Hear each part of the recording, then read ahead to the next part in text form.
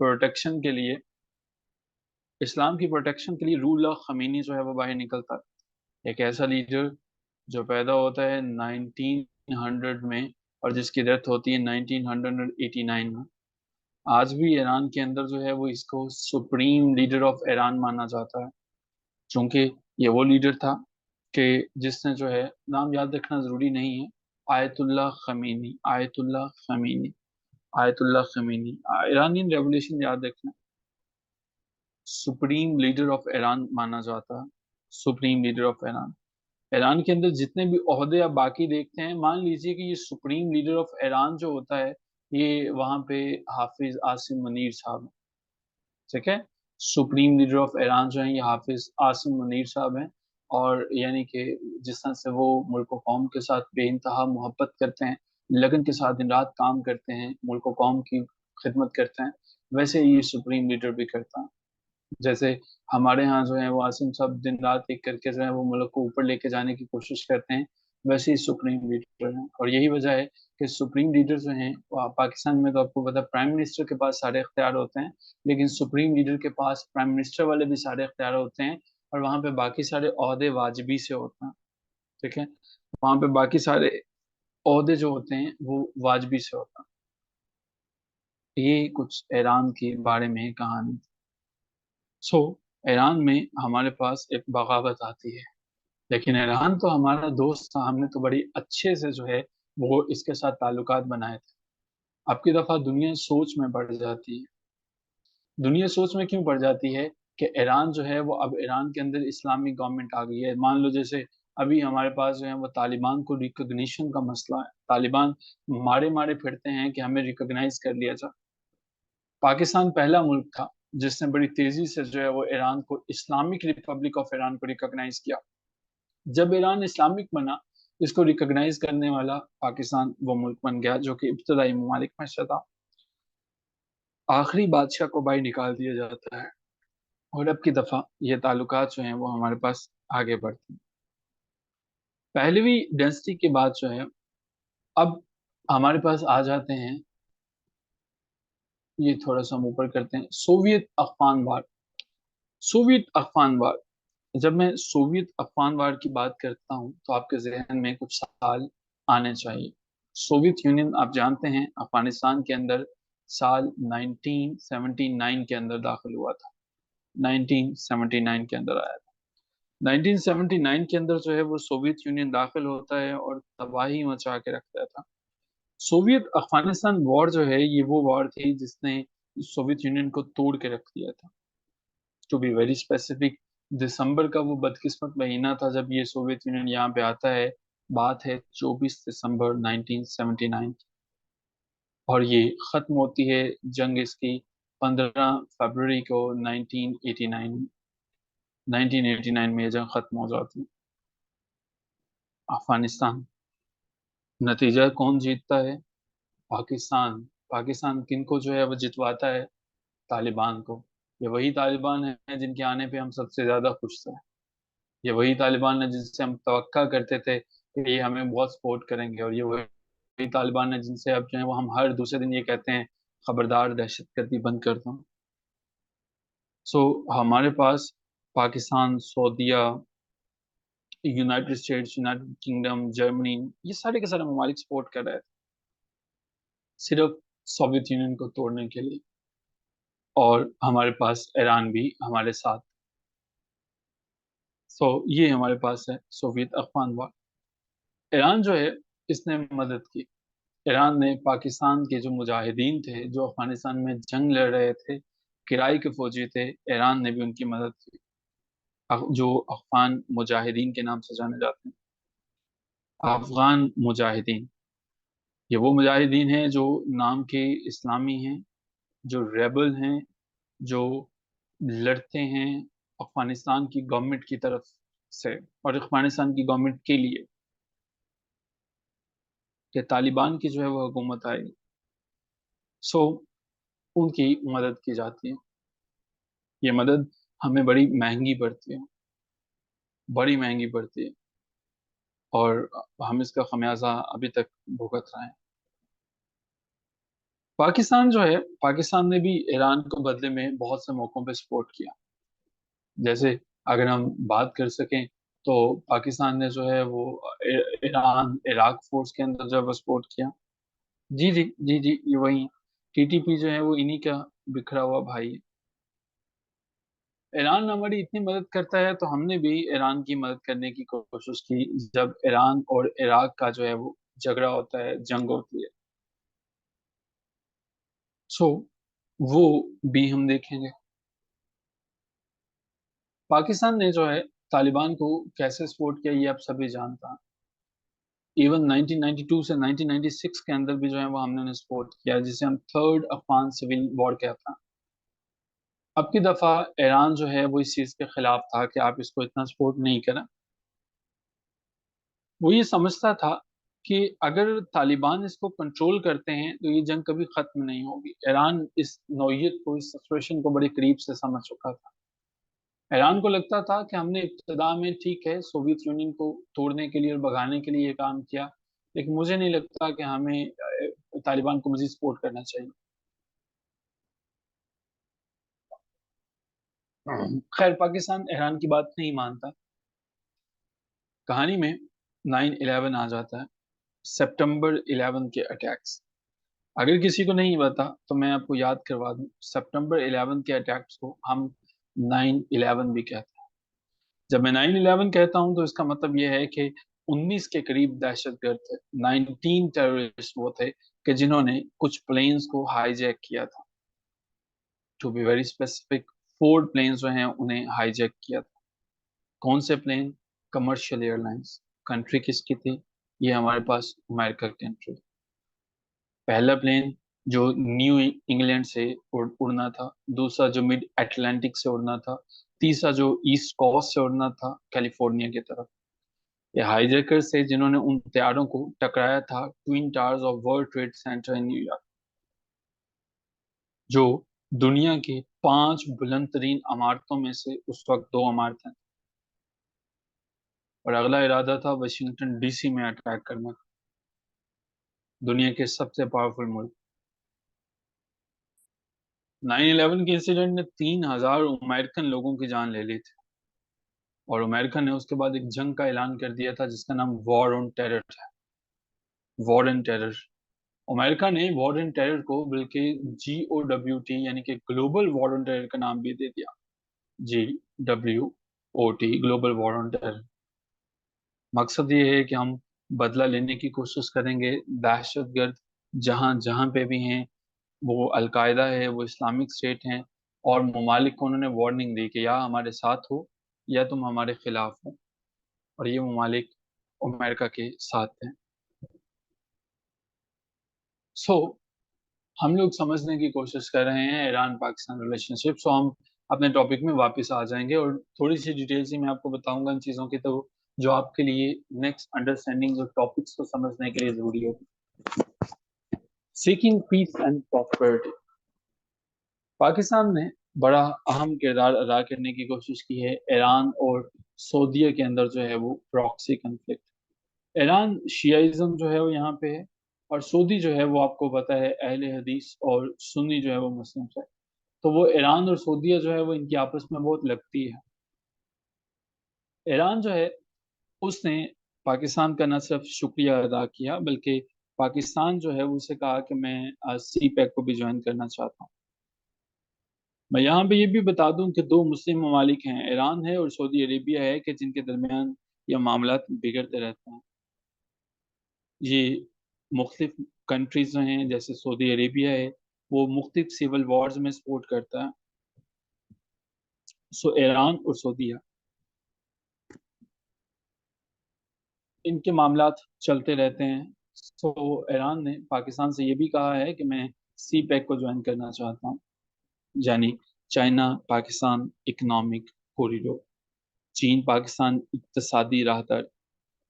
ये मैं जिन लोगों को नहीं पता मैं बता दूं कि सी पैक बेसिकली 3,000 किलोमीटर, 3,000 किलोमीटर जो है वो चाइनीज इंफ्रास्ट्रक्चर है। 3,000 किलोमीटर एक ऐसा चाइनी इंफ्रास्ट्रक्चर है जिसमें वो ये चाहता है कि चीन जो है, चाइना अपने चीजें जो है वो पूरी दुनिया को देना चाहता है, मिडल ईस्ट को, सो इंडोनेशिया को। उसके लिए उसने शॉर्टेस्ट रूट को जो है वो यूज किया है। ये चाइना के शिंगजियांग प्रोविंस से शुरू होती है और पाकिस्तान के गवादर से होती हुई चला जाती है। सो ईरान चाहता है कि वो भी इसमें ज्वाइन कर ले। सो जी, कहानी में अब हमारे पास जो है वो थोड़ा सा मूव करते हैं, फास्ट फॉरवर्ड करते हैं। साल 2020, 2020, जब हमारे पास जो है यूएस जो है वो कंप्लीट विड्रॉल करता है अपने ट्रूप्स का, और तालिबान जो है वो पावर में वापस आ जाता। पाकिस्तान और ईरान दोनों जो है वो आगे बढ़ते हैं और अफगानिस्तान को सपोर्ट करने की कोशिश करते हैं। वो ये समझते हैं कि हमें सपोर्ट करना इसलिए ज़रूरी है ताकि हम खित्ते के अंदर अमन जो है वो लेके आ सकें। दोनों की दोनों कंट्रीज जो हैं वो अमन के लिए कोशिश करते हैं। हमारे पास अभी तक सब अच्छा है, लेकिन आवाम कैसे देखती है?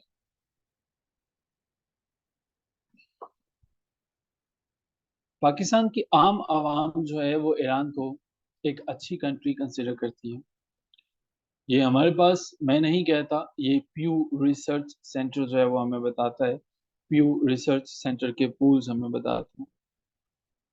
और जब मैंने प्यू रिसर्च सेंटर कहा तो इसका मतलब है ये एक अमेरिकन थिंक टैंक है जो वाशिंगटन डीसी से जो है वो ऑपरेट किया जाता है।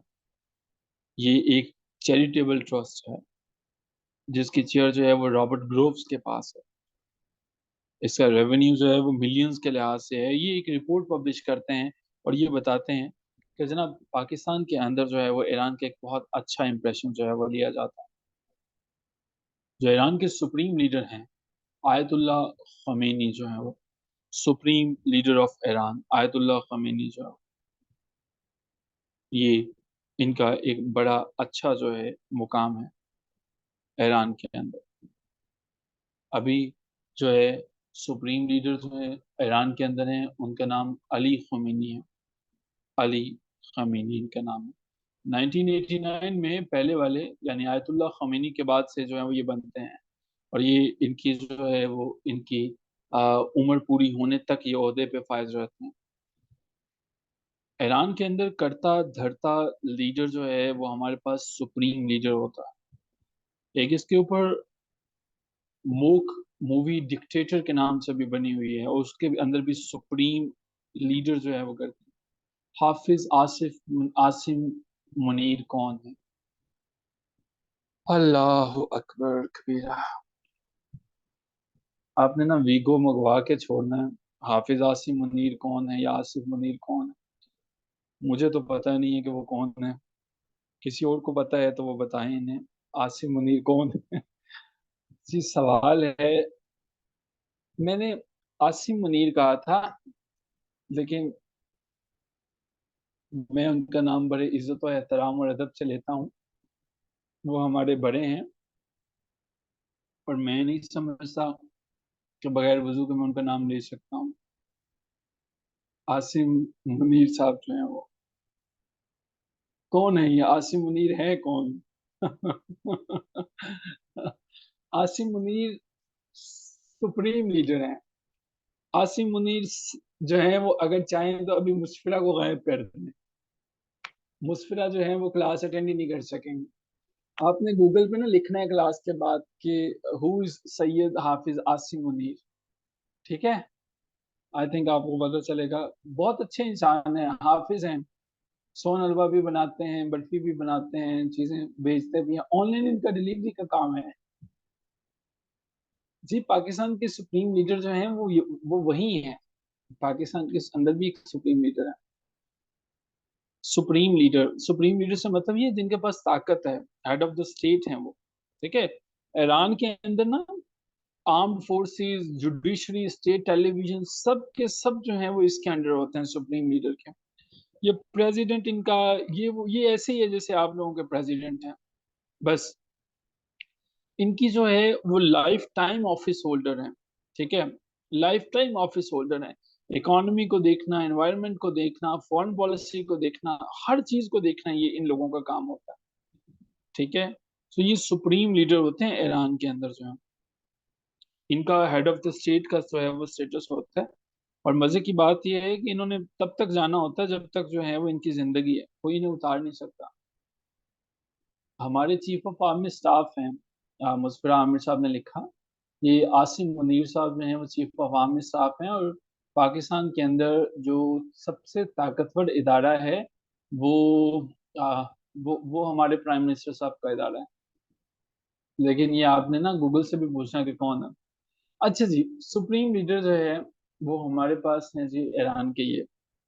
तो अब ये प्यू रिसर्च कहता है कि जी बहुत अच्छा जो है वो इम्प्रेशन है इसका। सो पाकिस्तान जो है इसका ताल्लुक जो है वो ईरान के साथ बड़ा अच्छा है। अब हम देखते हैं प्रेसिस्टेंट टेंशन जो हैं वो क्या क्या रही, क्या कुछ टेंशन्स भी आ सकी पाकिस्तान की। चैलेंजेस और कम्प्लेक्सिटीज जो हैं वो हमने बहुत कम ही थी जो देखी थी। हमारे पास जो है वो बहुत कम जो है ऐसी चीजें थी कि जो ईरान के साथ हमारी खराब होती। Close ties during the cold war. Cold war में कुछ होता है, आपको मैं समझा चुका हूँ कि कोल्ड वॉर क्या होती है, मैं बता चुका हूँ, जिसमें हम लोगों ने ईरान के बहुत करीब चले गए, ईरान के साथ हमारी दोस्ती और पक्की हो गई। हम लोग जो है वो वेस्टर्न ब्लॉक के अंदर थे। आमिर साहब ने मेरा ख्याल है नाजीज्म का पूछा था। नाजीज जो है वो हमारे पास ईस्टर्न ब्लॉक के अंदर थे। ठीक है, नाजी ईस्टर्न ब्लॉक के अंदर थे। ये हमारे पास यूनाइटेड स्टेट्स जो है वो उनका लेड किया हुआ ब्लॉक था जो कि वेस्टर्न ब्लॉक था। उसके अंदर जो है वो ये दोनों के ममालिक शामिल थे। इन्होंने सबसे पहले, ईरान था जिसने दुनिया में सबसे पहले कहा था कि हाँ मैं पाकिस्तान को तस्लीम करता हूँ, कि पाकिस्तान जो है वो खित्ते के अंदर एक मुल्क है। साल 1950, 1950। तब उस जमाने में मोहम्मद रजा पहलवी जो हैं वो इनके सरबराह हुआ करते थे, जैसे कि मैंने बताया। ठीक है,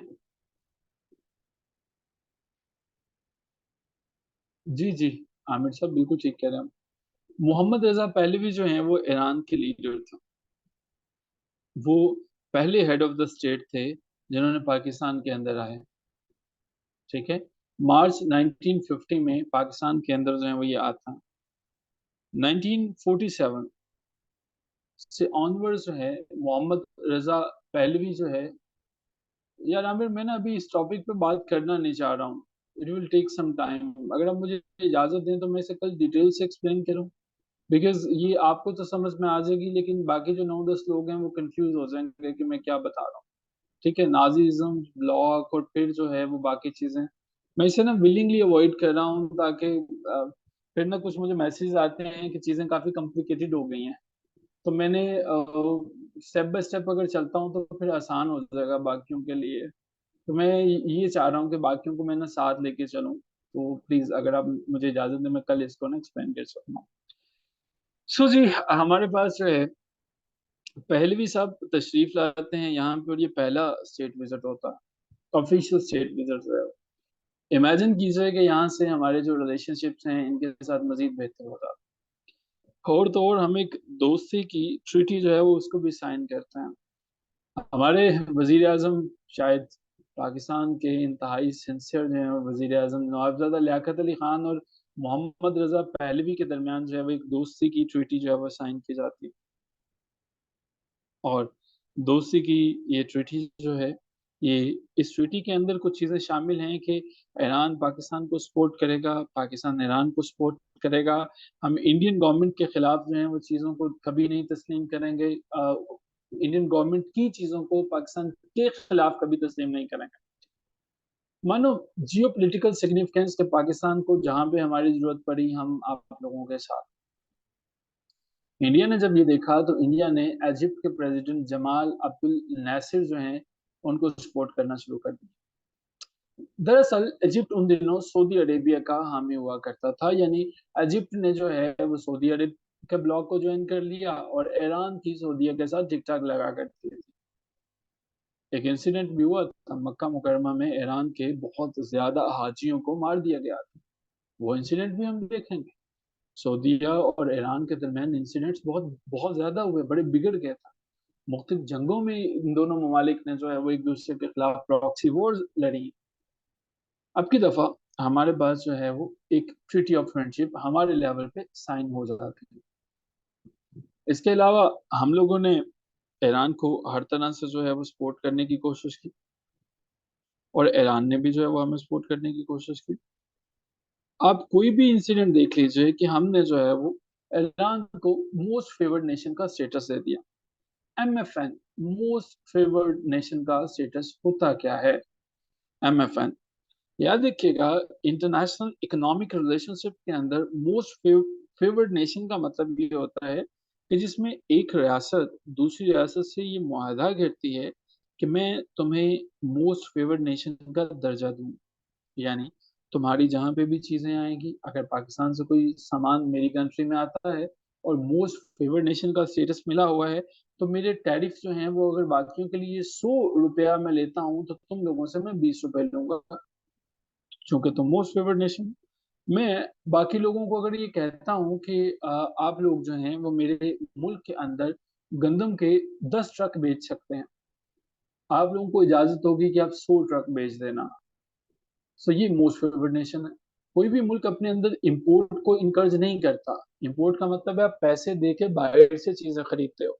हर मुल्क की कोशिश होती है कि वो खुद से पैदा करे, वो खुद से पैदा करे। लेकिन पाकिस्तान एक वाहिद मुल्क है जहाँ पे हम हर चीज ही जो है वो बाहर से इंपोर्ट कर रहे हैं तकरीबन। सो जी, हमने मोस्ट फेवर्ड नेशन का ईरान को दर्जा दे दिया। हाँ, सिवाय हमारे, आपने बिल्कुल ठीक कहा। इसके साथ साथ ईरान ने ये कहा कि भाई घबराओ नहीं, ईरान का तेल भी दूंगा, गैस भी दूंगा, और कोई मसला नहीं है, तुम लोगों की जो बलूचिस्तान के अंदर मामला चल रहे हैं मैं उसको भी सपोर्ट करूंगा। यानी कि बलूचिस्तान के अंदर जो रेबल मूवमेंट जो है वो चलना शुरू हो गई, जो रिवॉल्ट चलना शुरू हो गए हैं, मैं उसको भी कंट्रोल करने की कोशिश करूंगा, तुम लोगों की मदद करूंगा। इस बगावत ने हमारी नाक में दम करके रखा। ये बगावत 1948 से शुरू हो जाती है और 1948 से लेकर चलती चले जाती है अभी तक।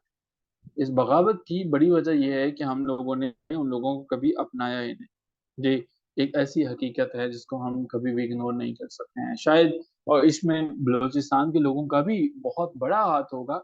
लेकिन हमें अपनी गलतियों पे पर्दा डाल के आगे नहीं बढ़ सकते हैं। शायद कुछ मौकों पे, कुछ जगहों पे हमें मानना चाहिए कि हमारी गलतियां कहाँ कहाँ पे।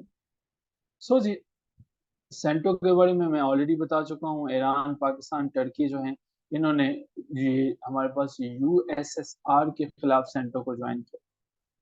ईरान का रोल क्या था इंडिया पाकिस्तान की जंग में? जब बड़े बड़े दोस्त साथ छोड़ गए, ईरान उस वक्त भी आगे बढ़ा। 1965 की जंग में ईरान ने क्रूशियल रोल अदा किया। वो क्या रोल था? इसने नर्सिस, मेडिकल सप्लाईज और 5,000 टन पेट्रोलियम हमें भेजा मदद करने के लिए। ईरान जो है, इसने एक और काम भी किया। इसने ये सोचा कि मैं पाकिस्तान को सपोर्ट करने के लिए इंडिया के अंदर जो मैं अपना तेल उसको बेचता हूँ, जितनी देर तक जंग चल रही है मैं अपना तेल नहीं भेजूंगा। एम्बार्गो अप्लाई कर दिया कि मेरी पाकिस्तान के साथ रिलेशनशिप अच्छे हैं, मैं इंडिया को तेल नहीं भेजूंगा।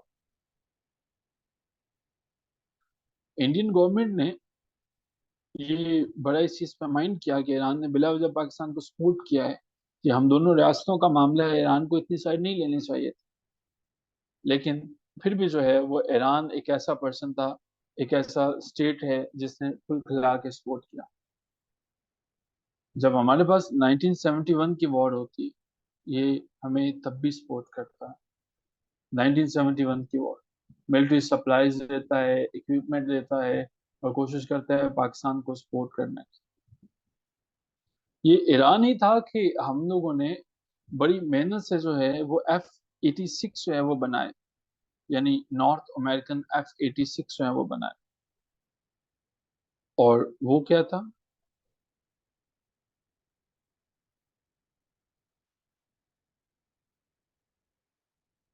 ईरान इतना अच्छा, मैं कल ही ईरान ज़ियारत के लिए जाता हूँ। ऑलराइट। ईरान ने पाकिस्तान को मुख्तलिफ तरह से सपोर्ट करने की कोशिश की। 1971 की जो हमारे पास जंग थी, जिसमें बांग्लादेश एक नतीजे के तौर पे हमें हमारे सामने आ जाता है। F-86 सैबर जेट जो है वो, ईरान को बेसिकली कुछ तैयारे थे जो उसको खरीदने थे, कुछ तैयारे उसको खरीदने थे अमेरिका से। ठीक है, अमेरिका से कुछ तैयारे उसको खरीदने थे। अमेरिका ने क्या किया, पाकिस्तान के साथ तालिबान को जो है वो पाकिस्तान के भिजवाए, पाकिस्तान से जंग लड़वाई, और उसके बाद अमेरिका ने पाकिस्तान की मिलिट्री एड खत्म कर दी, सब कुछ खत्म कर दिया। ईरान ने अमेरिका को कहा कि तुमने पाकिस्तान के साथ ये सलूक किया है, मैंने तुमसे F-86, ये तैयारे का नाम है F-86 सैब्रीजेट, SABREJET सैब्रीजेट जो है, मैं तुमसे ये नहीं खरीदूंगा। और फिर उसने जो है वो जर्मनी से परचेज कर लिए। वजह पाकिस्तान के लिए कि तुमने जो है वो हमारी मुस्लिम कंट्री के साथ ऐसा किया है, तो ईरान ने हमें सपोर्ट करने की कोशिश की।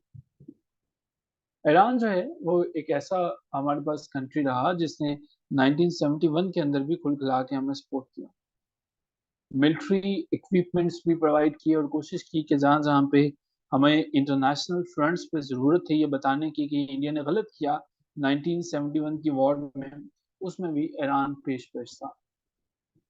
ईरान ने सपोर्ट मुहैया करता रहा पाकिस्तान को, और ये सपोर्ट जो है वो चलती रही और अभी तक चल रही है। लेकिन साल 1980 में कहानी में कुछ चीजें बदलती हैं। प्राइम मिनिस्टर जुल्फकार अली भुट्टो जो है वो 1972 में जो है वो आता है। मैं यहाँ पे ये भी बता दूं कि 1973 का ये यहाँ पे जो रेफरेंस है कि ईरान ने जो मदद प्रोवाइड की पाकिस्तान को 1973 में, बलूचिस्तान के अंदर वही हुआ जिसकी मैं बात कर रहा था। बलूचिस्तान के अंदर एक इंसर्जेंसी फैल गई, आर्म्ड इंसर्जेंसी।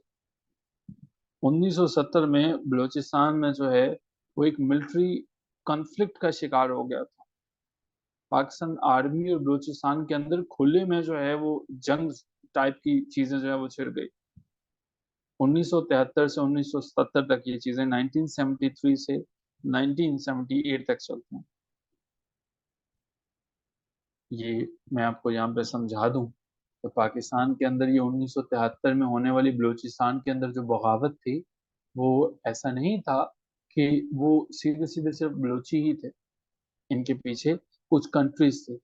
सबसे पहले हमारी प्यारी हमसाया हमारा प्यारा हमसाया मुल्क अफगानिस्तान सबसे पेश पेश था इन बागियों को सपोर्ट करने में। उसके बाद दूसरे नंबर पे हमारा दूसरा हमसाया इंडिया पेश पेश था। इसके बाद हमारा तीसरा हमसाया जो है वो, जो उन दिनों में सोवियत यूनियन हुआ करता था, वो भी पेश पेश था। लेकिन ईरान ने पाकिस्तान को सपोर्ट किया।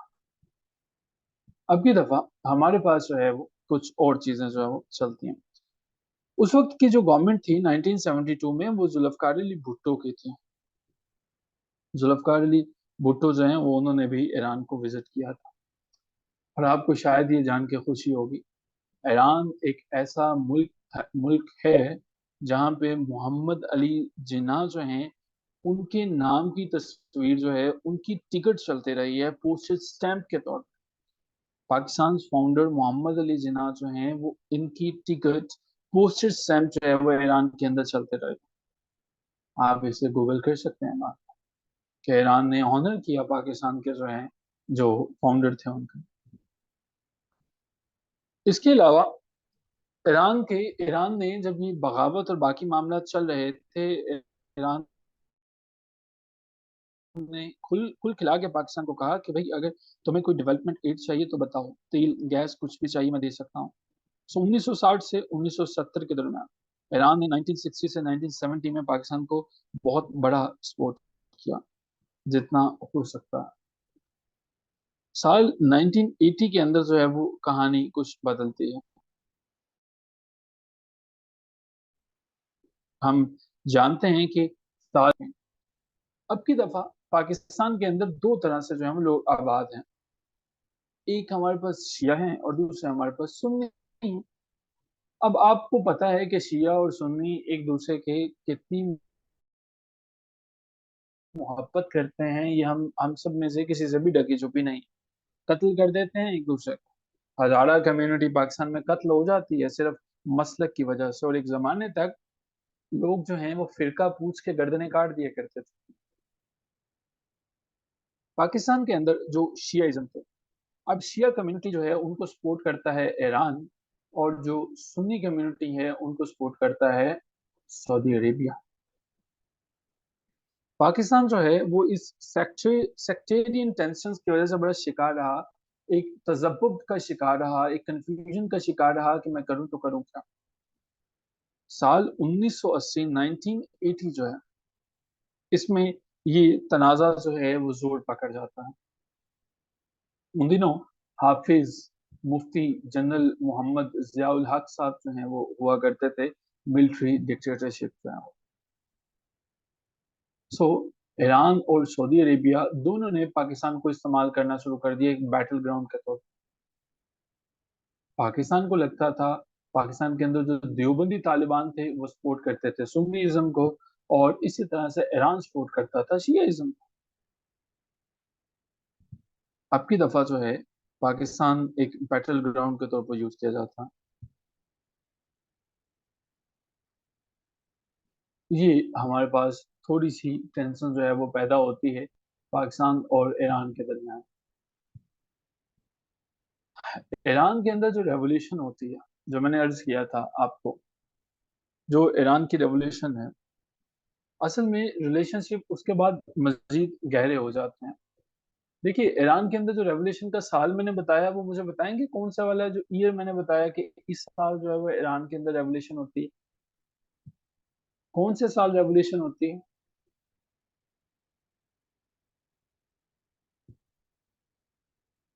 1979 में।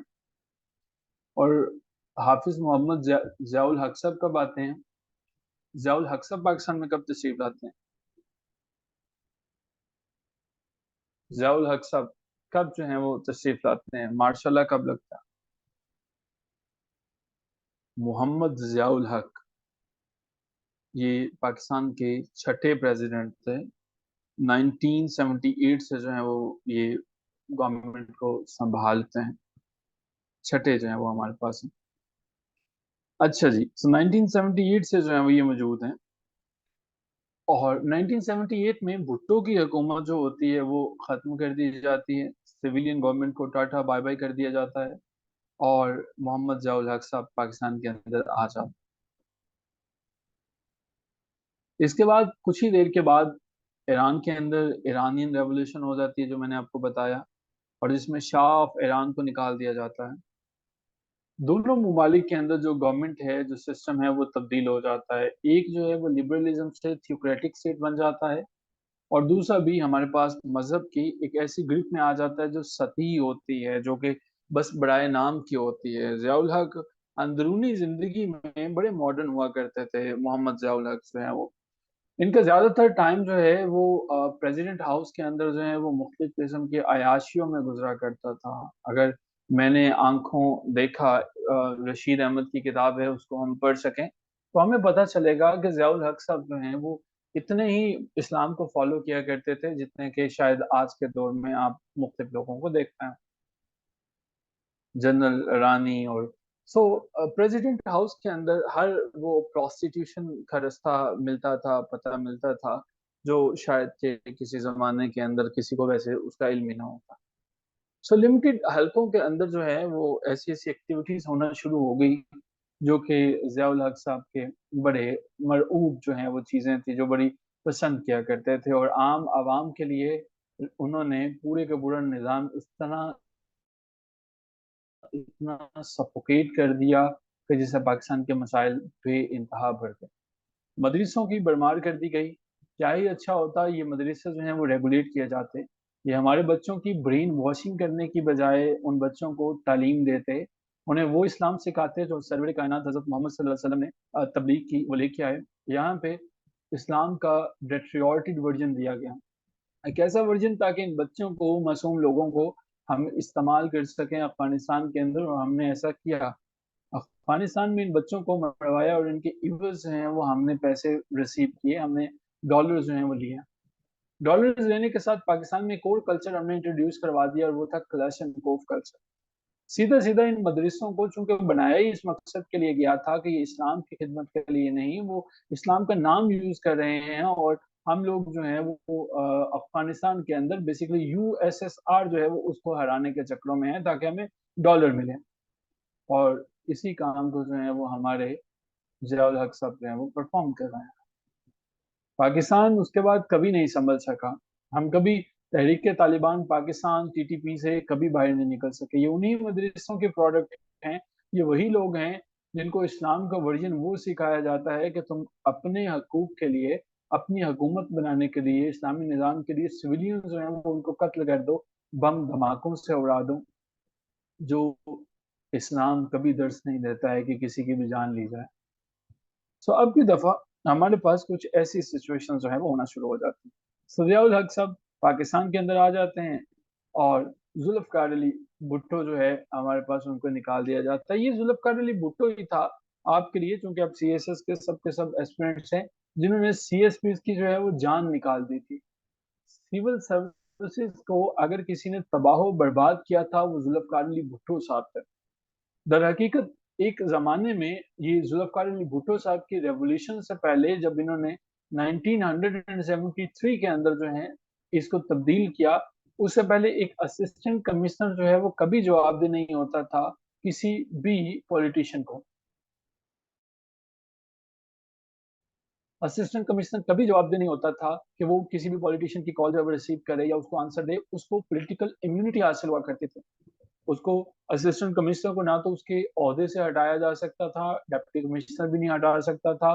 उसके पास प्रोटेक्शन होती थी कि अगर कोई पॉलिटिशियन उसे तंग करता है तो वो पॉलिटिशियन को भी जेल के अंदर जबर डाल दे। कुछ ऐसा ही होता है। एक दफा जुल्फकार अली भुट्टो साहब जो है वो तशरीफ लेके जाते हैं कराची के अंदर। वहां पे डिप्टी कमिश्नर से पूछते हैं कि मेरे लोग जो हैं वो यहाँ पे मुझे वेलकम करने के लिए नहीं आए। तो उस वक्त जो कोई ब्यूरोक्रेट थे, जो डिप्टी कमिश्नर थे, उन्होंने बताया जी आपका जो लोग थे वो बड़ा तंग कर रहे थे, फायरिंग कर रहे थे, लॉ एंड ऑर्डर की सिचुएशन को खराब कर रहे थे, तो उन सबको मैंने जेल के अंदर बंद कर दिया ताकि लोगों की जानो माल महफूज रहे।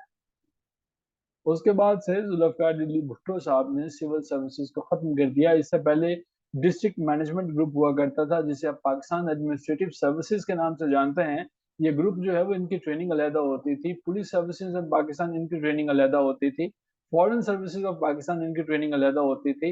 रेलवे की ट्रेनिंग अलहदा होती थी। भुट्टो ने कहा कि इन सब की फरौनियत खत्म करो और सीटीपी कॉमन ट्रेनिंग प्रोग्राम जो है वो इंट्रोड्यूस करवाया। कॉमन ट्रेनिंग प्रोग्राम, अब ये सब के सब लोग जो हैं वो पहले एक कॉमन ट्रेनिंग अटेंड करते हैं, उसके बाद स्पेशल ट्रेनिंग अटेंड करते हैं एसटीपी। कुछ ऐसा तारीख में होता रहा है। यानी एक जमाने तक आपकी सीट जो है उसे इम्यूनिटी हासिल होती थी। कोई आपको ट्रांसफर नहीं कर सकता था। कोई आप लोगों के खिलाफ कोई भी एसएचओ बन के जो है, अब हमारे यहाँ क्या होता है, आहद चीमा बड़ा सीनियर जो है वो ब्यूरोक्रेट है 17th कॉमन से जो है वो, ठीक है। अब क्या हुआ, एक ब्यूरोक्रेट जो है वो समझा जाता है कि ये इमरान खान का बंदा है, इसको जेल में डाल दो। ये शहबाज शरीफ का बंदा है, इसको जेल में डाल दो। ठीक है। 17th कॉमन से आज चीमा है, इज अ ब्रिलियंट पर्सन, उसको भी जेल में डाल दिया गया। अब जब 2-3 साल तक रहते हैं, हमारा प्राइम मिनिस्टर जो है वो बेसिकली लेजिस्लेटर होता है। इसका काम होता है कि भाई तुमने कानून साजी करनी है, लेकिन वो कानून साजी करने के बजाय क्या करता है कि वो एसएचओ बन जाता है। इसको उठा लो, इसको मारो, इसको ये करो, इसको ये करो। सो जुल्फकार अली भुट्टो साहब की इस खूबसूरत कदम से पहले एक असिस्टेंट कमिश्नर को पॉलिटिशियन की जरूरत नहीं होती थी कि वो कॉल करे और असिस्टेंट कमिश्नर को कहे कि तुमने ये करना। और आजकल असिस्टेंट कमिश्नर जो है वो पॉलिटिशियन जो हैं इनके जेर साया होते हैं। यानी कि अगर आप खुदा ना खास्ता सीएसएस ना कर सकें तो आप एमपी एमएनए बन जाइएगा। फिर आप देखेंगे कि ब्यूरोक्रेट्स भी आपके जो हैं वो सामने हाथ बांध के खड़े होंगे। ये क्रेडिट जुल्फकार अली भुट्टो को जाता है। लेकिन इससे एक चीज खत्म हो गई, मैं आपको समझाऊं। आर्मी को किया था तो बेचारा चला गया ना यार। आर्मी को सिविल सर्विसेज में भी उन्होंने सिर्फ जो है वो इंटरव्यू देना होता है, उन्होंने रिटर्न नहीं देना होता, आर्मी ने, पता है आपको? आर्मी का कोटा है, उन्होंने रिटर्न वाला काम नहीं करना होता, उन्होंने सिर्फ इंटरव्यू देना है। ये अल्लाह का बड़ा करम है अल्हम्दुलिल्लाह। अब तो नादरा के चेयरमैन भी मेरा ख्याल है आर्म्ड फोर्सेस में से आ गए हैं। और आमिर वो बलूचिस्तान में कोई रईसानी है यार, वो उसका बेटा नहीं है। वो 21 साल का जो मिनिस्टर बना है, कोई खेल का मिनिस्टर है, स्पोर्ट्स का, ठीक है। वो उसका बेटा नहीं है, लेकिन वो बहुत कम जो है वो उम्र में लगा दिया है, वो बेचारे की अभी अपनी खेलने की उम्र है।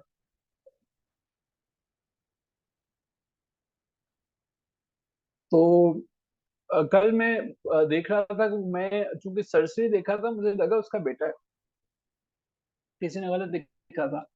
तो आर्मी का 10% कोटा है जी, आर्मी वाले इंटरव्यू देते हैं, पहुंच जाते हैं। फिर आज से मुजम्मिल आर्मी की अब तैयारी शुरू कर देना।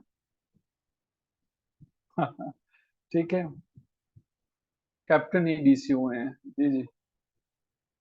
हाँ यार वो ठीक कह रहे हैं, वो नवाब था वो भी। तो जी आ, हमारे पास था क्या था। अब जब आप इस तरह से करते हो ना, आप जमहूर को खतरे में डालते हो। आपसे ना एक इंटरव्यू में एक स्टूडेंट से पूछा गया, हमारे स्टूडेंट से, कि ये बताएं कि पाकिस्तान का मसला क्या। आप भी इंशाल्लाह जब सीएसएस करोगे ना, सीटीपी की ट्रेनिंग जो है वो होंगी आपकी भी। हमारे डिपार्टमेंट से भी लोग वहां पे होते हैं जो कुछ कुछ लेक्चर्स लेते हैं वहां पे ना। अच्छा, सीटीपी की जो ट्रेनिंग होती है ना, उसमें वो एक ही चीज होगी, 1950 से ऑनवर्ड जो है वो यही क्वेश्चन का हाल जो है वो ढूंढा जाता है, और वो आपसे आपसे भी यही पूछेंगे, पाकिस्तान का मसला क्या है। ठीक है। इंटरव्यूज में भी यही होगा कि पाकिस्तान का मसला क्या है। ठीक है। पाकिस्तान का मसला ये नहीं है, किसी ने कहा जी डेमोक्रेसी जो है वो मसला है, किसी ने कहा नहीं जी जो हमारे पास डिक्टेटरशिप का मसला है, ये मसाइल नहीं है। पाकिस्तान का मसला जमहूरियत जो है वो नहीं है। अगर जमहूरियत मसला होता तो भाई चाइना के अंदर तो जमहूरियत नहीं है। चाइना ने मिलियंस के लिहाज से अपने लोगों को पॉवर्टी से निकाला। तो पाकिस्तान का मसला ये है कि जब आपके लोगों को हकूक नहीं दिए जाते, वो बाबा फरीद कहते हैं ना, रोटी बंदा खा जाती है, उस बंदों को उनसे आगे कुछ नजर ही नहीं आता है। जमहूरियत जो है वो हमारे पास जमहूर मसला है कि लोगों को, जब किसी बंदे को सेहत नहीं मिलेगी, जब किसी बंदे को हेल्थ नहीं मिलेगा, जब किसी को रोटी नहीं मिलेगी, जब किसी को ट्रांसपोर्ट नहीं मिलेगी, उसका मसला ये नहीं है कि डिक्टेटरशिप है, उसका मसला डेमोक्रेसी है। उसका मसला ये है, वो अपने वोट को कभी इस्तेमाल नहीं कर सकेगा। सो पाकिस्तान का सबसे बड़ा मसला ये है कि हमें लोगों को शऊर देना होगा, और ये लोग कभी शऊर नहीं देंगे। कराची के अंदर, सिंध के अंदर लोग तबाही का शिकार हैं, मुल्तान के अंदर लोग तबाही का शिकार हैं, लेकिन वोट किसे देंगे? पीरे तरीकत रहबरे शरीयत हजरत मौलाना बिलावल भुट्टो को, या हजरत मौलाना आसिफ अली जरदारी को, या पीर सैयद शाह हुसैन, या क्या नाम है उसका, सैयद कुरैशी जो है वो, शाह महमूद कुरैशी जो है वो, जैसे मुसफ्फिरा कराची से हैं। अभी हमने कराची को कुछ कहा, भुट्टो की रूह उनके पास आ गई, क्योंकि भुट्टो तो जिंदा है कराची में। और ये भुट्टो की रूह ने लिखवाया है कि सर कराची को कुछ ना बोले। ये जब तक भुट्टो वहां पे जिंदा है ना, ये मसाइल पैदा करता है। अच्छा जी। तो भुट्टो की रूह ने इनको कहा कि लिखें, और उन्होंने लिखा। Coming back to the topic, so जी, हमारे पास जो है वो ये दोनों हुकूमतें जो है वो तब्दील होती है, और अब की दफा दोनों जो हैं वो इस्लामी भाई जो हैं वो हो गए। एक तरफ वो इस्लामी भाई, एक तरफ ये इस्लामी भाई। और अब जो है वो मजीद जो है वो इनका रिलेशनशिप जो है वो अच्छे से चलता है। मजीद मजीद जो है वो चीजें इनके जो है वो अंदर बेहतर होना शुरू हो जाती हैं। जी जी, ऐसे ही है ईमान नदी जो है वो। अच्छा जी, swift recognition and diplomatic engagement. हमारे पास जो है, हमने बड़ी तेजी से इनकी जो है वो रिकग्निशन ली थी, हमने बड़ी तेजी से एक्सेप्ट किया था इसको जो है ईरान को जो है वो। और पाकिस्तान जो है वो दुनिया की पहली कंट्री बन गई थी जिसने ऑफिशियली रिकॉग्नाइज किया था। हमारे पास पाकिस्तान के जो फॉरेन मिनिस्टर थे, जैसे ही पता चलता है कि ईरान के अंदर नई हुकूमत आई है, उन दिनों आगा शाही हुआ करते थे। आगा शाही जो आगा शाही जो है वो गए और उन्होंने जाके आयतुल्लाह खमीनी को अपना सलाम पेश किया। उन्होंने बताया कि जी मैं पाकिस्तान से हूँ और हम आपके जो कंट्री है, जो इस्लामी गवर्नमेंट आई है, हम इसको दिलो जान से कबूल करते हैं। तो ईरान ने भी हमें सबसे पहले कबूल किया था, हमने भी कर लिया। कहानी में अब कुछ ट्विस्ट आने वाला है। अभी तक तो लव स्टोरी चल रही है, अभी तक तो प्यार मोहब्बत वाली बातें हो रही हैं। ईरान जो है वो आयतुल्ला खमीनी जो है वो उनकी लीडरशिप में सेंटो को टाटा बाय बाय कर देता है कि भाई बस भाई ये सेंटो जो है वो बहुत हो गया। मैं तो इस सेंटो को नहीं देखूंगा। सेंटो क्या था कि उमर का मदद करेगा। किसकी मदद करेगा?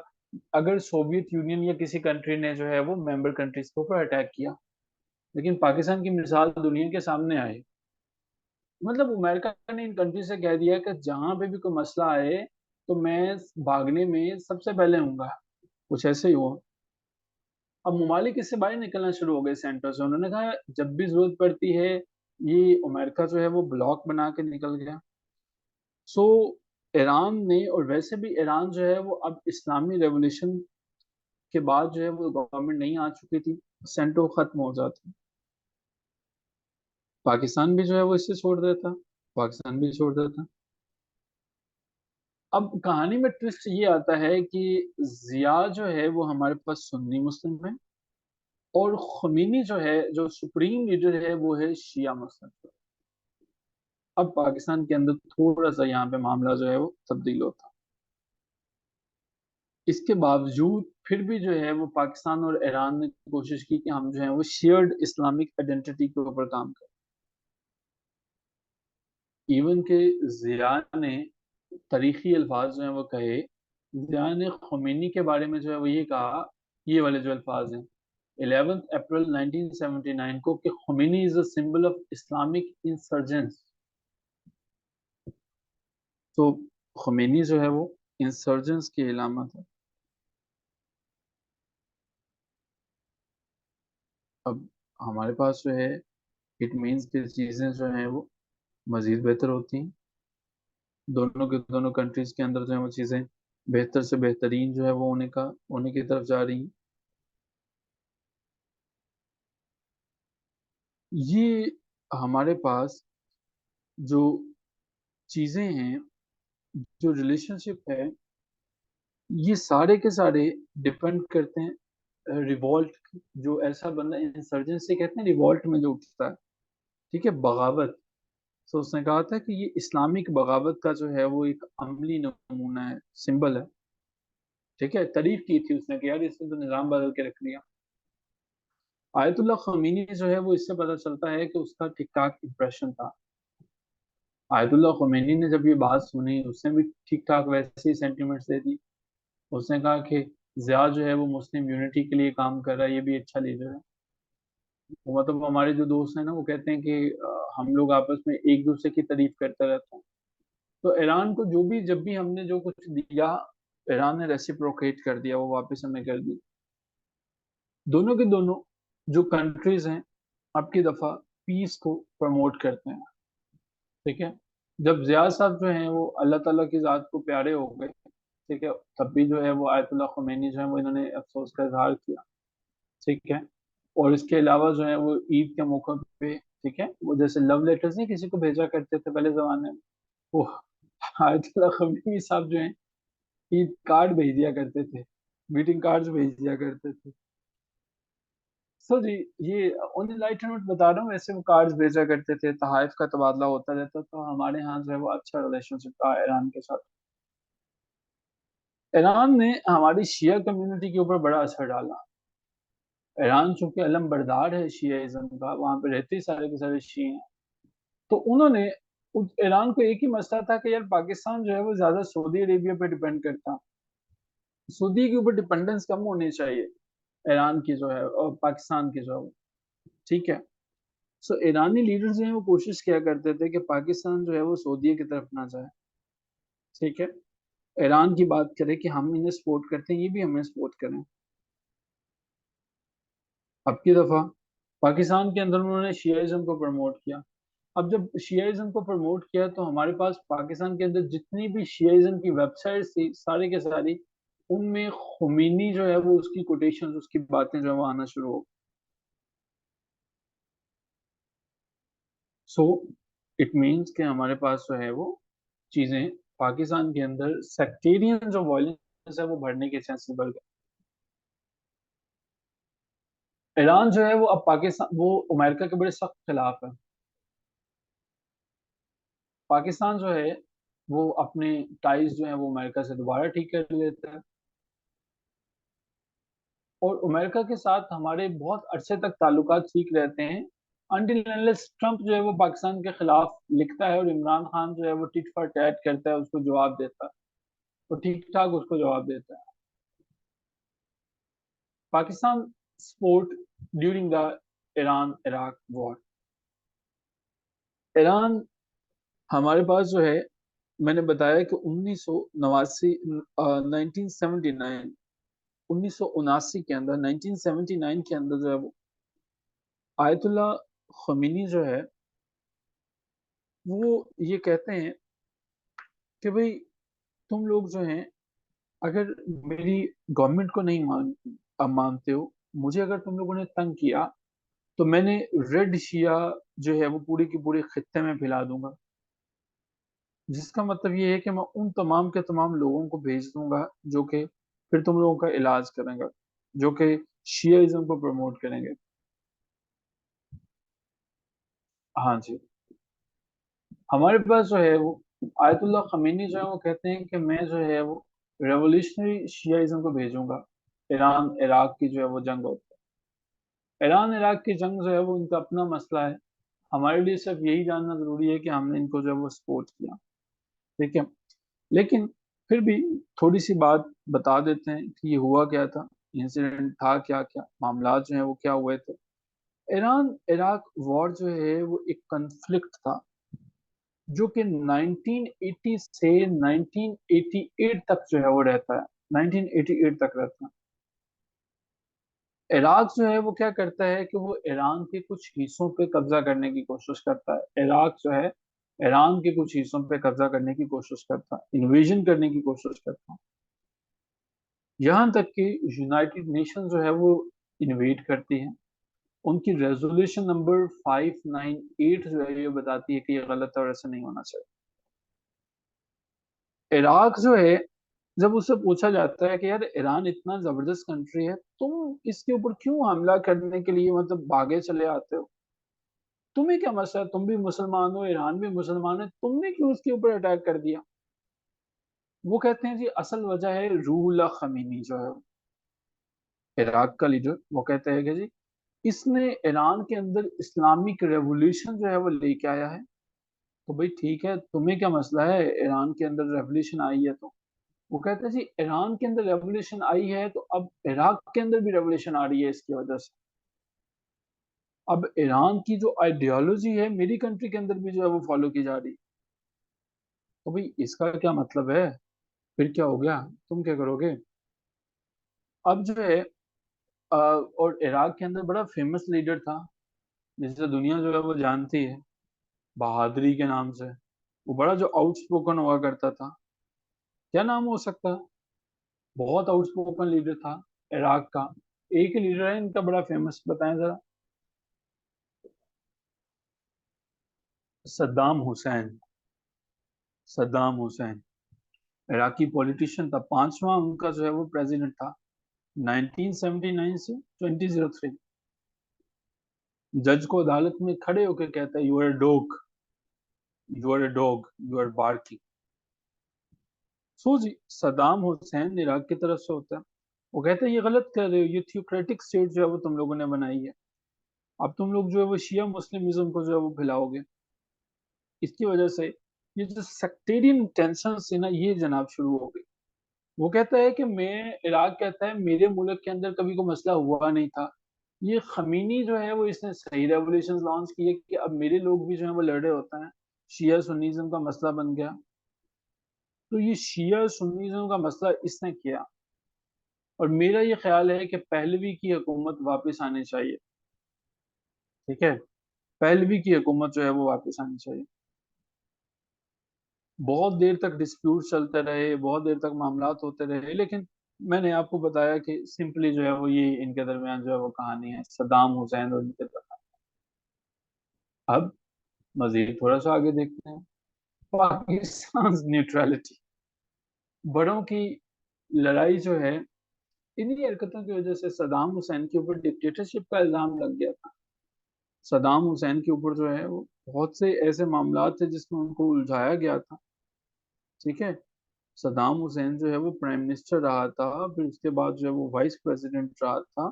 सद्दाम हुसैन जो है वो एक बड़ा जबरदस्त लीडर था, बहुत जबरदस्त। और इसने जो है वो like lot many times multiple speeches हैं इसकी। बगदाद के अंदर जो है वो कैंप जस्टिस में इसकी जो है वो डेथ होती है, लटका दिया जाता है, एग्जीक्यूशन कर दिया जाता है 30 दिसंबर 2006 को। सो क्यों कहा जाता है कि तुमने ह्यूमैनिटी के खिलाफ जो है वो बहुत ज्यादा गलत काम किए हैं, तुम्हारे जो है वो क्राइम अगेंस्ट ह्यूमैनिटी, जिसका मतलब ये है तुमने अपनी पावर का जो है वो गलत इस्तेमाल किया, तुमने लोगों को कत्ल करवाया है, तुमने इराक के जो शिया लोग हैं उनको कत्ल करवाया, ये शियाइज्म के खिलाफ था। ठीक है, सद्दाम हुसैन इसीलिए तो वो ईरान के खिलाफ हुआ था कि ये शियाइज्म को प्रमोट किया था मेरे मुल्क के अंदर जो है। सो ये हमारे पास जो है वो शिया लोगों ने, दर हकीकत हुआ कुछ यूं था मसला कि शिया लोगों ने कहा यार ये तुम मतलब अजीबोगरीब काम कर रहे हो। 1980 में हमारे ईरान के अंदर जो है वो ईरानी रेवोल्यूशन हुई है, और तुम लोग जो तुम हमारे मतलब के अली खुमैनी के बारे में जो है वो बुरी बुरी बातें करते हो। सो 1982 में कुछ शिया लोगों ने इसके ऊपर असैसिनेशन की अटेम्प्ट की, इसको कत्ल करने की कोशिश की, इसको कत्ल करने की कोशिश की। इसके बाद उसने 148 लोगों को फांसी पर लटका दी। उसने कहा चलो भाई, और ये इराकी गवर्नमेंट ने इसकी ऑफिशियल वीडियो रिलीज की थी, जिसमें ये दिखाया गया था कि हमने इसको ये देखो फांसी पर लटकाया। ठीक है, तो जनाब ये जो इसकी वीडियो थी वो अवेलेबल होगी, बड़ी फेमस है। अच्छा जी, हमारे पास जो है वो डिटेल्स कुछ हम समझने की कोशिश करते हैं। और ये इतना ब्रेव लीडर है, इतना ब्रेव लीडर था, इराकी कोर्ट ने इसको जो है वो सजा लटकाई। ही कहता है यार मुझे लटका के नहीं मारो, मुझे मारना है तो मुझे को फायरिंग स्क्वाड को बुलाओ और मुझे जो है ना वो उससे गोलियां मरवाओ। ठीक है, वो कहता है कि ये जो है ना, जो लटकाने वाली पनिशमेंट है ना, ये अच्छी नहीं है, मुझे नहीं, सही नहीं लगता है। और कोर्ट ने इसकी रिक्वेस्ट को जो है वो कहा था नहीं ऐसा नहीं हो सकता, लेकिन बगावत पे उकसाता रहा अपने लोगों को। इसने अपने लोगों को कहा इकट्ठे हो जाओ। ठीक है, इकट्ठे हो जाओ। और इसने जो है वो सारे के सारे लोगों को जो है वो मोटिवेट करता रहा।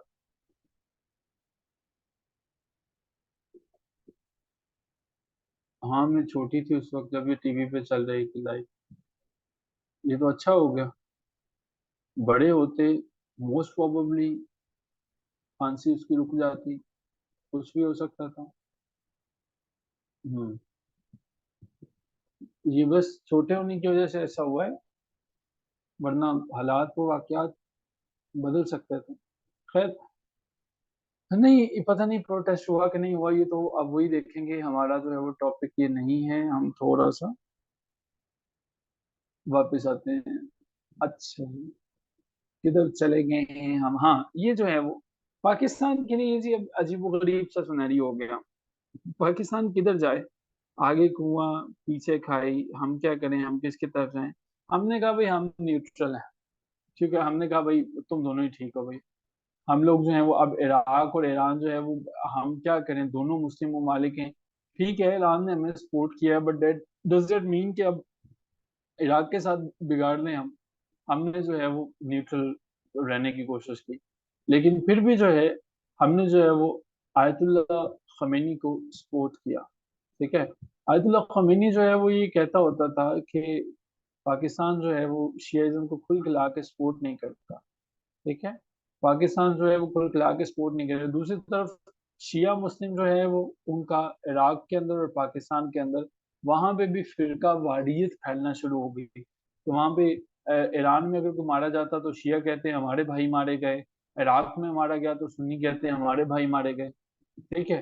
तो अब पाकिस्तान के अंदर भी शिया सुन्नी मुस्लिम बहुत से ग्रुप ऐसे हो गए जो एक दूसरे की गर्दनें काटने पे जो है वो तुला। और आपको पता है पाकिस्तान में तो मजहब का नाम इस्तेमाल करके किसी को भी जो है वो मारा जा सकता है।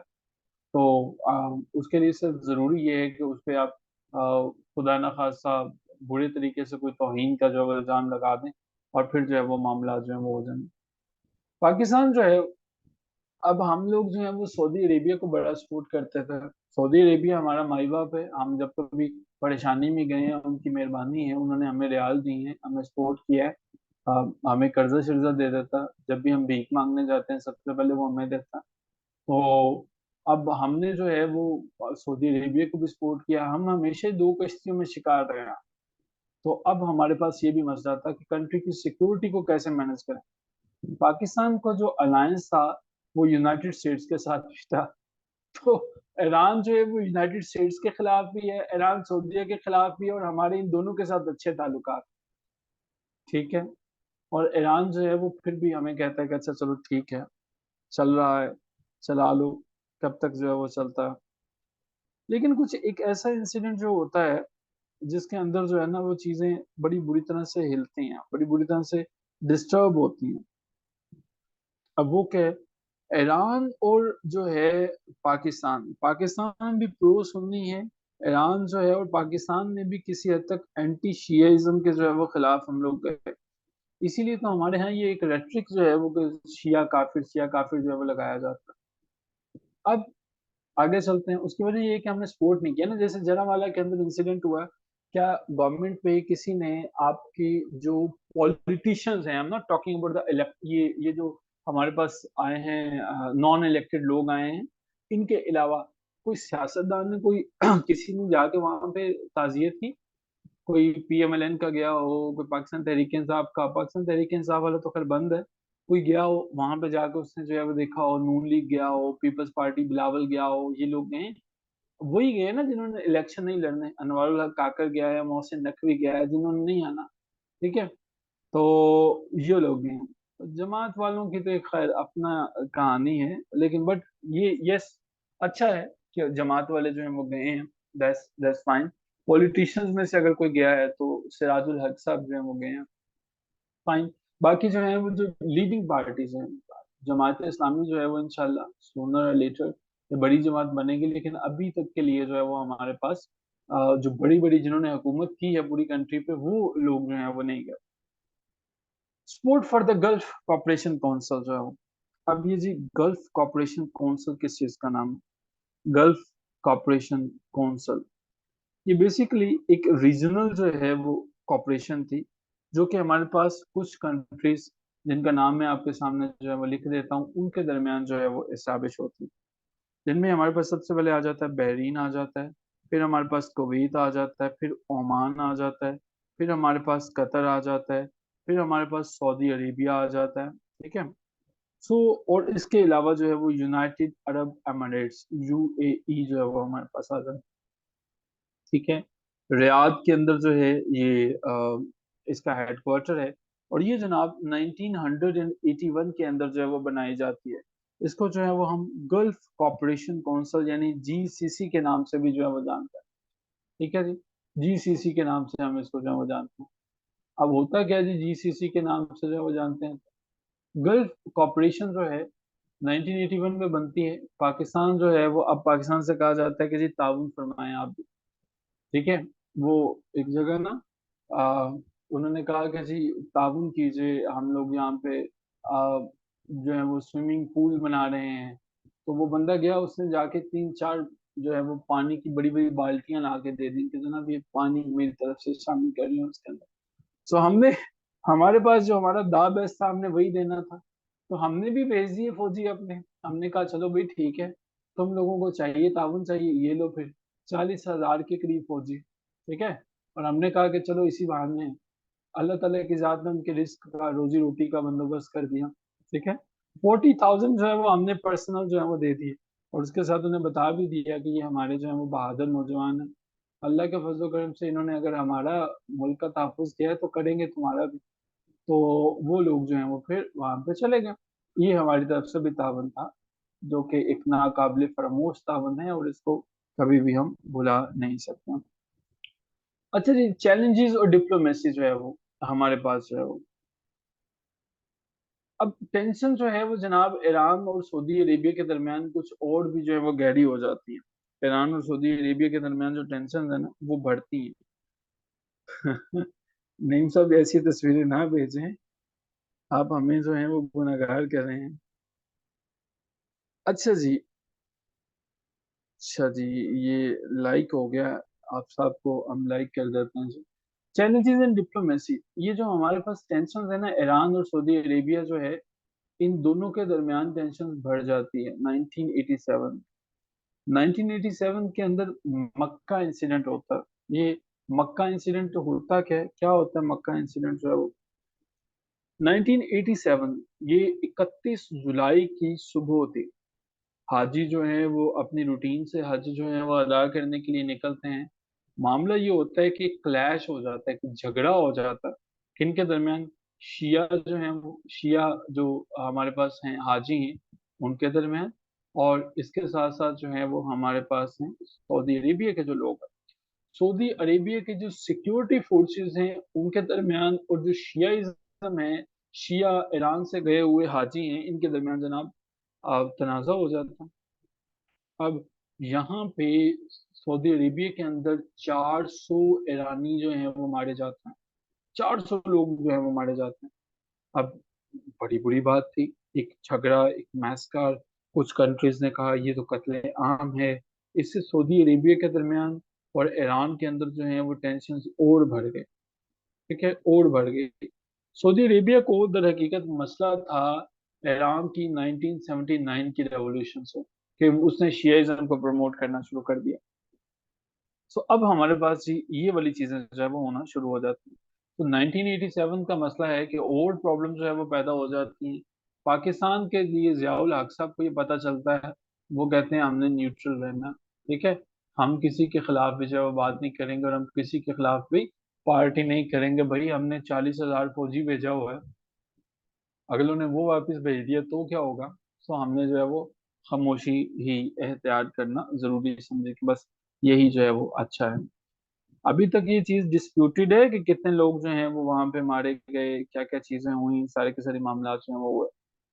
अच्छा जी, इसके बाद आगे चलते हैं, और हम जो है वो ये देखते हैं कि वेपनरी एंड टैंकर वॉर, ये जो टैंकर वॉर है ना, इसके बारे में मैं बता दूं कि ईरान इराक की जो जंग है ना, हमारे पास इसको हम टैंकर वॉर भी कहते हैं। इसका मतलब ये था कि जब इराक जो है उसने ऑयल टैंकर्स पे हमला करना शुरू कर दिया था ईरान के। ठीक है, इराक ने जब ईरान के टैंकर्स पे हमला करना शुरू कर दिया तो उसे हम टैंकर वॉर के नाम से भी जानते हैं। ठीक हो गया, टैंकर वॉर ने जो है वो। अब हमारे पास, यार ये चैट बॉक्स में क्या चल रहा है, फोकस करें इसके ऊपर, क्लास पे फोकस करें। टैंकर वॉर जो है वो, टैंकर वॉर ने अब जो है पाकिस्तान के लिए दोबारा से जो है एक मसला जो है वो शुरू कर दिया। यूएस जो है, इनके मिसाइल हैं, चाइना के जो वेपन हैं, ये सारे के सारे इस्तेमाल होना शुरू हो जाते हैं। वो चीजें जो कि यूएस जो है वो भेजता है, ठीक है, वो चीजें जो चाइना भेजता है पाकिस्तान को, कि भाई तुम लोगों ने ये इस्तेमाल करनी है, किसके खिलाफ, यूएस जो भेजता है कि तुमने यूएसएसआर के खिलाफ जो है वो इस्तेमाल करनी है। पाकिस्तान जो है वो उसको भेजता है। हमने क्या किया, हमने पकड़ के वही जो है वो ईरान को भेज दिया। ठीक है, जो हमें वेपन्स यूएसएस ने भेजे, स्टिंजर्स उसने भेजी थी। ठीक है, ये एक गन का नाम है। ठीक है, यूएस बिल्ड स्टिंजर मिसाइल, ये गन का नाम है। अमेरिकन में जो है एक बड़ी जबरदस्त किस्म की एयर डिफेंस सिस्टम है, इसको मैनपेड्स भी कहता है। ठीक है, इसका मतलब ये होता है कि आप जमीन पे हैं, आप हेलीकॉप्टर्स को गिरा सकते हैं। इसको जो है वो एयर टू एयर स्ट्रिंजर्स के नाम से भी जाना जाता है, एटीएएस जो है वो। ठीक है, सो यूएस ने दी थी कि अब यूएसएसआर के लिए इस्तेमाल करें, मुजाहिदीन को जो है वो दे दें। हमने क्या किया था, हमने उसको ईरान को बेच दिया था। ठीक है। अब ये वजह क्या बनी, इससे क्या हुआ, इसका मतलब ये है कि इस वजह से ईरान वो जंग जीत गया था इराक के खिलाफ। ठीक है।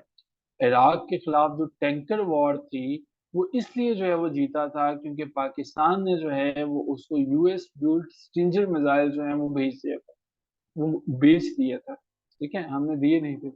अच्छा, वो बेचारा जंगों में हमारी मदद कर रहा है। 1965 में हमें 5000 के करीब जो है वो टन पेट्रोल दे रहा है। 1971 में कोई सपोर्ट नहीं कर रहा, वो सपोर्ट कर रहा है। और हमने क्या काम किया कि हमने वो जितने भी मिसाइल्स थे, जो स्ट्रिंजर थे, वो भी उनको बेच दिए, जो हमें यूएस ने दिए थे, और वो हमने उनसे मुफ्त में लिए थे। ठीक है। तो जस्ट इमेजिन कि हमारा जो है वो माइंडसेट कैसा है कि दस्त तो दस्त हैं, दरिया भी न छोड़े हमने, कि ईरान को भी हमने जो है वो लूटने में कमी नहीं छोड़ी। पाकिस्तान जो है वो, अब पाकिस्तान से ईरान ने पूछा कि भाई बात ये मुझे बताओ कि अब मामला क्या है। ठीक है, तुम मेरी तरफ हो या इराक की तरफ हो।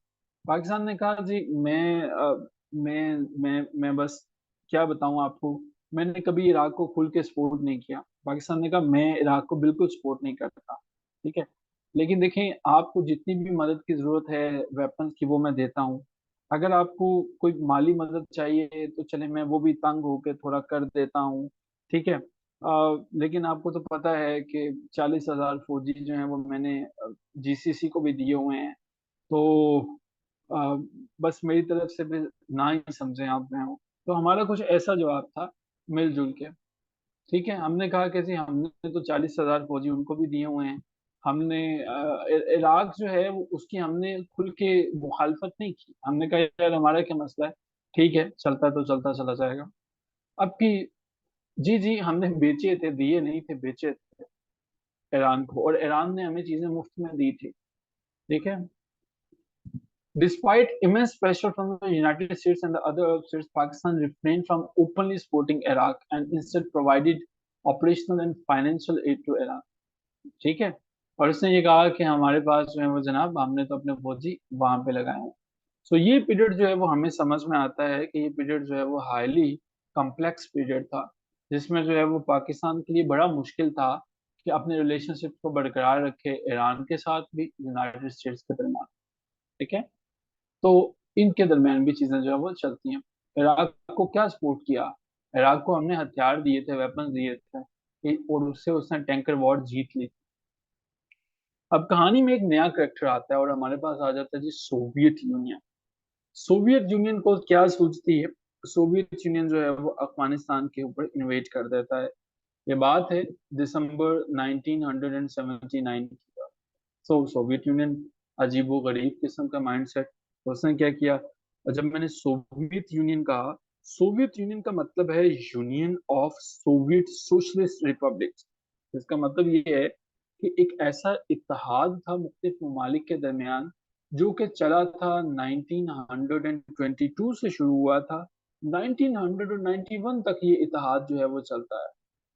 ठीक है, ये इत्तेहाद 1991 तक चलता है। अब ये क्या था, मुख्तलिफ जो कम्युनिटीज थी उनको मिलाया हुआ था कि यार देखो तुम भी कम्युनिज्म को फॉलो करो। जिसने कहा मैं कम्युनिज्म को फॉलो करूंगा, सोवियत यूनियन ने कहा कि आ जाओ, आज से हम भाई भाई बन जाते हैं। ठीक है। इस तरह से करते करते कोई 15 के करीब जो रियासतें हैं वो इस तरह जो है वो अपने अंदर मिलाई हुई। ठीक है। सो इसने इनने मिल के, जो इनकी आर्मी थी, उन्होंने अफगानिस्तान के ऊपर इन्वेट कर दिया। अब पूछा गया कि सोवियत यूनियन साहब, आपको क्या मसला है कि आपने अफगानिस्तान के ऊपर अटैक कर दिया। वो कहते हैं यार देखो, ये ना, यहाँ पे इस्लामिक जो है वो टेररिज्म मौजूद है, इस्लामिस्ट मौजूद हैं, और यहाँ पे अटैक होना बहुत जरूरी है क्योंकि अमेरिका का इन्फ्लुएंस बहुत ज्यादा है इस कंट्री से। ठीक है। अमेरिका का इसराइल के ऊपर बहुत ज्यादा इन्फ्लुएंस था। तो सोवियत यूनियन को लगा था कि यार ये आसानी से ना, यहाँ से अफगानिस्तान को इन्वेड करूंगा, और उसके बाद जो है वो दुनिया में मैं भी आ, एशिया के अंदर जो है वो मजीद जो है वो घिर जाऊंगा, अंदर चला जाऊंगा, और अमेरिका का मैं मुकाबला करने के अच्छे से काबिल हो जाऊंगा। सो जी, वजह इसने बनाई थी इस्लामिस्ट जो है वो अपराइजिंग को, और कोशिश की थी कि मैं जो है वो अपने सेंट्रल एशिया के अंदर जो है वो इंटरेस्ट जो है वो इनको सेव करना चाहता हूँ, उनको महफूज बनाना चाहता हूँ। अब बारी आ जाती है फिर हमारे प्यारे पाकिस्तान की। 1980 के अंदर जो है वो इराक ने जो इन्वेजन किया था ईरान का, और उस वक्त जो है वो हमारे पास क्या था, with the support from both super powers. Iraq ने खुद से ही नहीं कर लिया था, इराक जो है उसके पीछे दोनों की सपोर्ट थी। Like United states of America ने भी इसको कुछ सपोर्ट किया, यूएसएसआर ने भी किया। वजह क्या थी कि ये दोनों के दोनों कंट्रीज आपस में जो है वो जब लड़ेंगे, इनका जो है वो झगड़ा होगा, तो हम लोग जो है वो इन्वेड करेंगे और हम लोग जो है वो ले लेंगे इसको। अमेरिका को अपना लालच था और सोवियत यूनियन को अपना लालच था, दोनों ने किया। अब यहाँ पे पाकिस्तान और ईरान दोनों ने इराक ईरान कन्फ्लिक्ट को देखा कि यार इससे ना हमने अपने ताल्लुकात खराब नहीं करने, और इसमें अक्लमंदी जो है वो ईरान की तरफ से ही रही थी, हमारी तरफ से तो अब ना ही समझा। ठीक है, हमें तो वो इराक ने और ईरान ने ज्यादा तंग नहीं किया, वरना अगर कोई ज्यादा दबाव डालता तो हम लोग तो मान जाते। जी जी प्लीज आमिर साहब।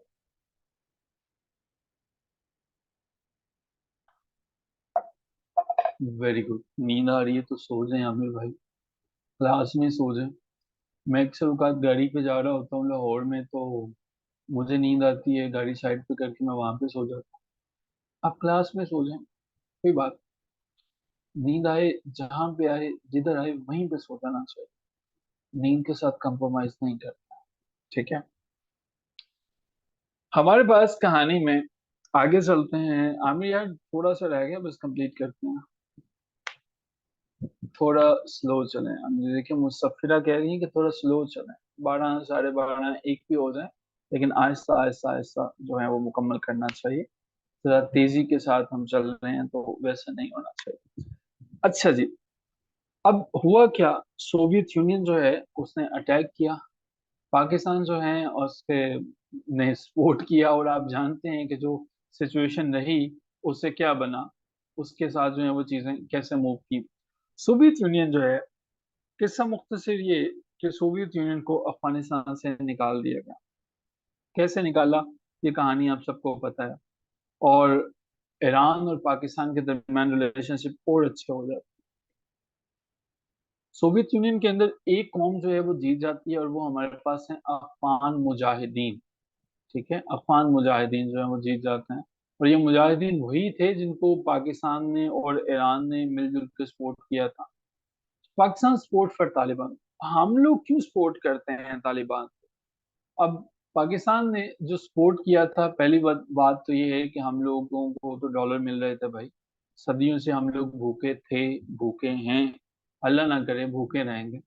सो हम लोगों ने तो तालिबान को सपोर्ट किया कि हमें अमेरिका ने कहा था कि भाई तुम्हें मैं पैसा दूंगा, तुम ये काम करो। हमने कहा जी है ही इसी काम के लिए, अब दें, पैसे भेजें। उन्होंने दिए और हमने खुले में जो है वो मदद की फिर उनकी जो है वो। ठीक है, उनको जंग जीत के दिखाई। ठीक है, अफगानिस्तान जो है उसने सोवियत यूनियन को मिलजुल के शिकस्त दी।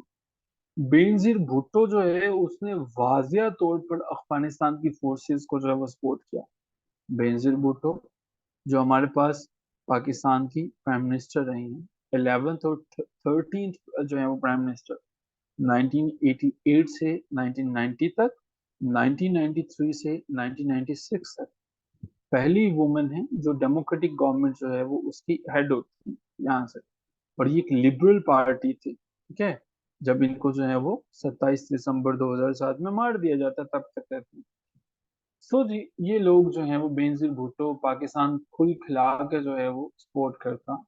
ठीक है, लेकिन अफगानिस्तान नहीं करता, सॉरी ईरान नहीं करता। ईरान कहता है कि भाई बस कर दो, ये जो तालिबान है ना, अगर अब इनको सपोर्ट किया काम खतरनाक हो जाएगा, तबाही आएगी। पाकिस्तान ने कहा यार पागल हो गए हो, अभी तो मजा आने लगा है।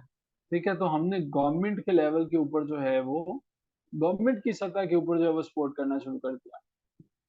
ठीक है, और हम लोग जो हैं वो जब गवर्नमेंट के लेवल तक इसको सपोर्ट करना शुरू हो गए, तब हमारे पास जो है वो मसले मजीद बढ़ते हैं। पाकिस्तान सपोर्ट फॉर तालिबान, तालिबान को हम सपोर्ट करते हैं, और टेंशन बढ़ती हैं। विजन के अंदर जो है हमारे मसले मसाइल, हमारी टेंशन जो है वो मजीद एक्सटेंड होती हैं। अब मजीद एक्सटेंड क्या होती है, पाकिस्तान जो है वो अपने तालिबान को ट्रेन कर करके भेजना शुरू हो जाता है। पाकिस्तान के अपने तालिबान जो आते हैं, और फिर हम लोग जो हैं जो सिचुएशंस पैदा करते हैं वो फिर दुनिया ने देखा। द डिप्लोमेटिक चैलेंज जो है वो, हम डिप्लोमेटिक चैलेंज जो है इसे देखते हैं कि पाकिस्तान के पास मुख्तलिफ मौकों पे मुख्तलिफ दफा जो है वो काफी दफा चैलेंजेस आए, रीजनल भी ग्लोबल भी। देखें पाकिस्तान कैसे दौड़ी दौड़ी कश्तियों में शिकार है।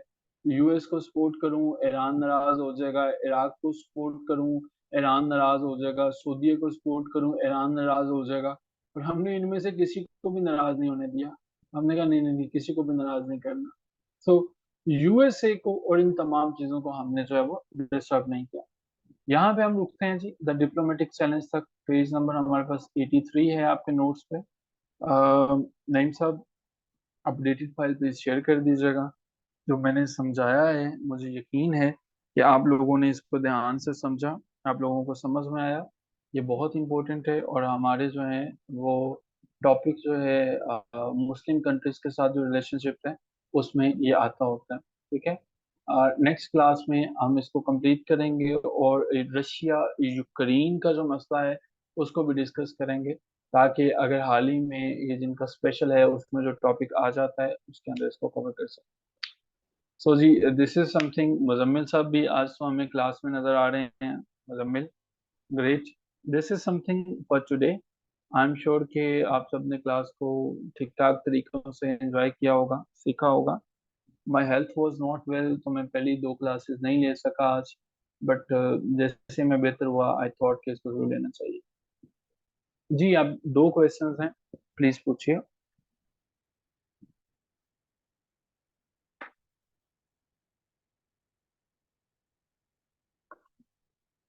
नईम साहब के क्वेश्चन जो हैं वो लेते हैं और उसके बाद हम क्लास को खत्म करते हैं।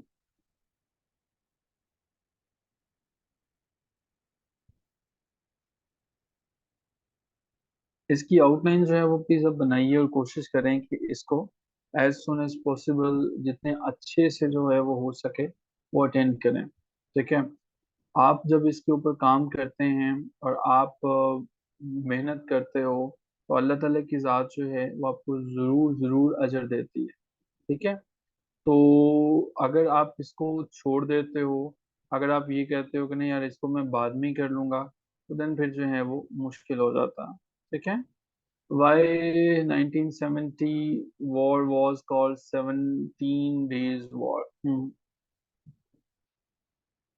अच्छा, क्वेश्चन आपका बड़ा इंटरेस्टिंग है। नहीं, इसको मैं दो तरह से आंसर देना चाहूंगा। ये एक तो ये है कि इसको मुख्तलिफ नाम है यार। इसका एक नाम तो जो है वो सेकंड कश्मीर वॉर भी है। ठीक है, दूसरा नाम इसका 17 डेज वॉर भी है। जो हमारा ठीक ठाक आर्म्ड कन्फ्लिक्ट था ना इंडिया पाकिस्तान का, वो के वो चला तो अप्रैल से है और सितंबर तक था। लेकिन ये वॉर जो है वो ऑपरेशन जिब्राल्टर की डेट से हम नहीं काउंट करते हैं। ये वॉर हम काउंट करते हैं जब हमारी 10 ब 10 और ठीक ठाक जो है वो लड़ाई हुई थी। ठीक है, सो उसको जो है वो हम ये समझते हैं। ये हमारे पास जो है वो ऐसी वॉर थी कि जो हमारे पास 17 डे वॉर जो है, मेजर फाइटिंग जो इंडिया पाकिस्तान की होती है वो सिर्फ 17 दिन रहती है। ठीक है, वो सिर्फ 17 दिन तक जो है वो चलती है। दैट इज द रीजन कि हम लोग जो है वो इसे 17 डेज वॉर भी कहते हैं। ठीक है, बाकी जो है जो स्क्रिमिशेस होती हैं वो तो देर तक कंटिन्यू रहती हैं, लेकिन चूंकि हम लोगों की मेजर फाइटिंग थोड़े दिन के लिए होती है तो इसलिए उससे नाम। Did I answer your question?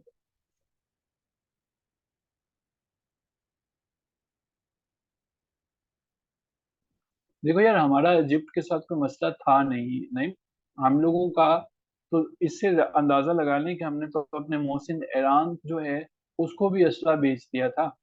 ठीक है, पाकिस्तान जो है वो और इंडिया अगर एलाइज था, इंडिया जो है वो इजिप्ट का एलाय था। बहुत सी ऐसी कंट्रीज हैं जो इंडिया के साथ बहुत मोहब्बत करती हैं, लेकिन पाकिस्तान कहता है वो मेरा भी भाई है। Like KSA, kingdom of Saudi Arabia के आपसे ज्यादा ताल्लुकात जो हैं वो इंडिया से हैं।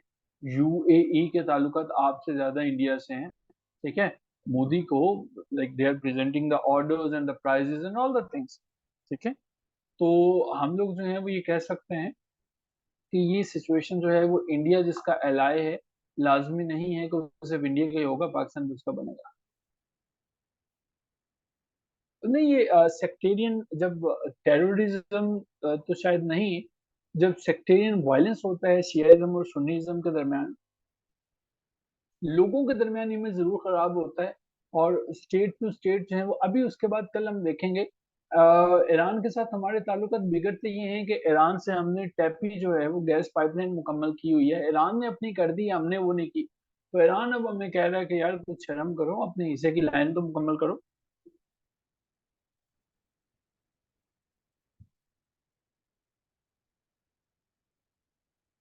सेकंड कश्मीर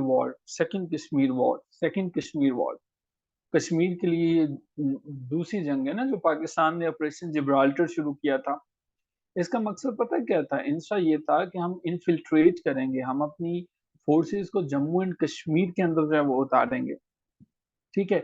हमने जो है वो ऑपरेशन जिब्राल्टर लॉन्च किया, इंडिया ने ऑपरेशन ग्रैंड स्लैम लॉन्च कर दिया, ठीक है? उसने क्या किया? उसने हमारे जो पाकिस्तानी कंट्रोल कश्मीर थे, वो वहाँ तक घुस गए, और बहुत सा एरिया ऐसा था जो उन्होंने कब्जा कर लिया था। Any other question? चलें जी, thank you so much everyone, take care of yourself, खुदा हाफिज़।